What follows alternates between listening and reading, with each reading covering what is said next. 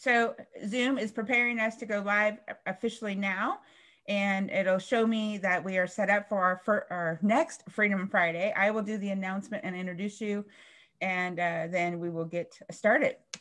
So welcome everyone to our another episode of Freedom Friday.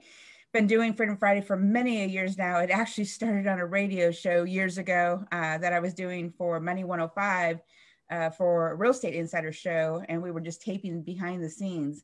And ironically, everybody enjoyed the Freedom Friday concept, and we just kept rolling with it. So this is the freedom to speak about whatever you want. As you know, I have a couple of questions, and our guest today is Mr. Jaeson Morris, a powerful leader in Nashville, Tennessee with Preferred Rate. And Jaeson, what caused you to join us today? Well, that was pretty easy, actually. Our initial conversation when we met and enjoyed a bite to eat. And I enjoyed the conversation so much, I wanted to get a little bit more. I wholeheartely agree with that. And that's what made me ask you as well. And Jaeson, it was obvious in our first conversation and your company, your organization, your presence is obvious that you are purposeful about being an influencer, about being an individual that wants to move people forward. And so I really want to celebrate that. And I'm curious for all of our listeners, and we have unique listeners across the country, across the globe, actually. So Tennessee is a beautiful state, and you've also experienced California, as we discovered. And so through your journey, what's been your biggest nugget in the leadership journey and growing your leadership and being a leader and influencer? What would you say has been your biggest nugget? I'm sorry? Nugget. If you were to say, what's the biggest trait, characteristic, something what's been driving your leadership, what would that be for you? I guess it's just the satisfaction and enjoyment of being able to help others and watch them grow, building something together as a team, and just the satisfaction that we get from the customers that we deal with on a daily basis. It's such an enjoyable experience to watch somebody get into a home, especially, your first time home buyers and that. So I think that's what it is for me. Lending is always different with each client. It's kind of like a puzzle. I enjoy puzzles. So each one you put together, and at the end of it, it's a beautiful painting. And what a wonderful way of saying that. Puzzles are always a lot of fun. I always love to ask people which way they start a puzzle. Do they do the ends or do they do the inside first, right? And what happens when we give you a puzzle that looks like a dinosaur and has no specific ends, right? Those are fun, yes. Right. And I'm sure you experienced that in the lending business, right? Yes. Again, because each borrower is different and unique in their own ways. Myself, I like to dive in and just start asking questions. And as I'm asking questions, sometimes that puzzle starts in the middle and branches out. And sometimes it starts on the out and moves in. But that's the nice thing. And I think that's the exciting thing about it, because no two clients are ever the same. That probably is another factor of your leadership. When did you first know you were a leader, out of curiosity? Oh, gosh. We had somebody just come in, sorry. No worries. I guess as far as leadership, it would have been my first job that I received out of college, that I was put in a management role. Mm-hmm. And I learned early on that if you're managing your team, you're typically not effective. Whereas if you're leading your team and you roll up your sleeves and you dive into the trenches with them, and you're willing to help and cultivate and do things together, leadership just kind of comes as part of that component. Whereas if you constantly have to manage people, it's probably not the right fit. So I would say that as far as leadership, I guess that would be it. It took me a good year and a half to realize it. There were some struggles and trials and tribulations, of course, but once I kind of grasped that and said, I'm just going to go back to what I learned from my parents, was they always said, when you live your life, lead by example. And so at that point, I started taking those life lessons from my parents and said, you know what, let's try that in the work-related field and see how it goes. And it's been good. Well, and you are, from what I've observed so far, you seriously take that in a depth that not many do. And I want to compliment that, because I heard you say, and I've seen you do, is you literally roll up your sleeves and you get into the community, into the environment, and to say, what's the need? What's the opportunity to serve? And then I'll just give you the power to move forward, right? Yes. Yes. It's pretty powerful. It is. And I think that power comes from the satisfaction and the fulfillment and enjoyment of knowing that you're helping others. That's the biggest thing for me is the life we lead as a mortgage bankers. It's interesting, but the satisfaction at the end of the day of knowing that we're doing really good for, not only our clients, but also the communities, and able to help and give back and charity work and things like that. I just really, it's such a good feeling when you know that you've done something.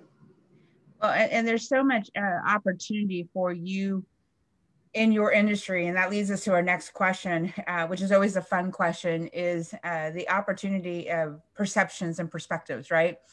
And in everyone's world there, and especially in the world we live in today, there's a whole bit of diversity in conversations about perceptions, right? Yeah. What perception have you had to overcome in your journey? Because you've been a leader for quite a long time now. What would you say is the biggest one you've had to overcome, and how did you overcome it? How would you encourage others? Well, I guess the perception in our industry a lot of the times is you have managers, you have regionals, you have different leaders in the field. And a lot of the times the team knows that they're there, but they don't have that the ability to dive in that pool and say, hey, I need your help. Can you help me, and sit down and structure a deal and do that. And that's something that I'll give a shout out actually to my partner in the area, which is Brian Pitts. He and I, when we came together several years back, it was with that understanding of how people look at when they're joining a team. And one of the biggest things that we both agreed on was we wanted to build a team that knew that we were here to help them and not just in a manager role. So I guess that's the biggest perception that in this industry, as far as with our fellow, lenders, that we've overcome, is to be able to show the team that without a doubt, we're here to help. We're here to, whether it's structuring a deal, whether it's pushing something through, whether it's helping one of our team when they go on vacation, to let them unplug and really take over and let them unplug so that they can recharge and come back refreshed. That would be that side. If I may, on the other side of things, there's that whole banker mentality where, we work from 8 to 4, 9 to 5. And when it comes to lending, we are pretty much nonstop. I mean, our phones ring from morning to night. And if we're effective in what we do, that's a great thing, because that means more business is coming in. So we don't really have hours of operations. It's if your phone's ringing, you're doing the right thing. So that would be the other thing. We do get to play golf from time to time. I will say that. I was waiting for you to show your new golf bag, but the opportunity is that you get to do business where you choose to do business and how you choose to do business, right? Yes. Yeah, that is correct.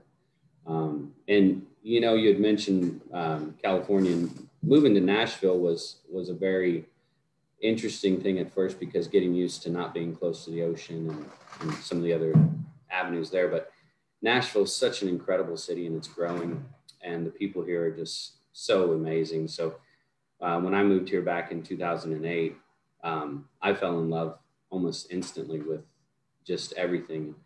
And except that the weather can change at the drop of a hat. I guess the old, if you don't like the weather, just wait a minute, it'll change.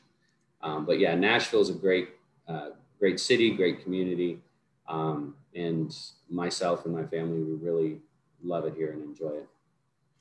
Well, you've got a pretty extensive family and area and community, and Nashville, having the pleasure to spend some time with you. it's obvious that you're pretty well ingrained into the community as well. And the gift of being a leader in the community, and I'll wrap up with this question, and you feel free to share anything else that you want to share. I told you I'd work at being very precise with your time. Yeah. And I appreciate you taking the time. The gift of Freedom Friday is that concept that so many people think freedom is something that's, out there, right? And freedom is a choice. We get to choose every minute of every day. And one of the gifts, like you said, Nashville, and although I enjoy lots of Nashville, I enjoy being outside of the outskirts of Nashville at times too, because, there's a lot going on in Nashville. And it's a beautiful community. And the other aspect in that freedom concept is, you said, and I really want to compliment that, you chose to not just be a manager, you chose to be a leader by leading by example. You chose to be an individual that was invested in their team, invested in their clients, invested in their community. You lived that out. And you chose to overcome what people believe that to be defined by. Is there anything else you'd want to add to that in your journey and the process that you've been through? And like I said, Nashville is a pretty large community, and anything that stands out for you?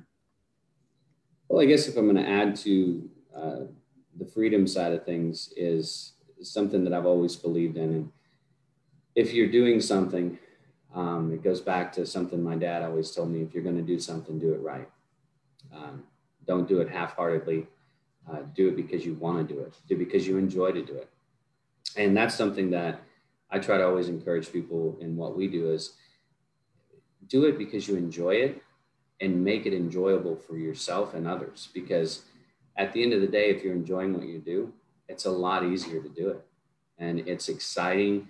And when you wake up in the morning, you have that enthusiasm and that drive to want to be successful.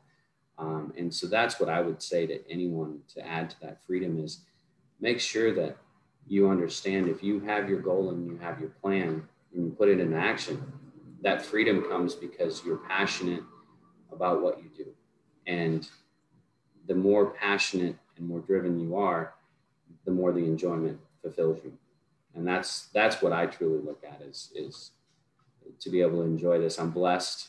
I'm thankful for everything. And it's just such a great feeling to know every day when you come into work that you have other people around you that also feel the same way.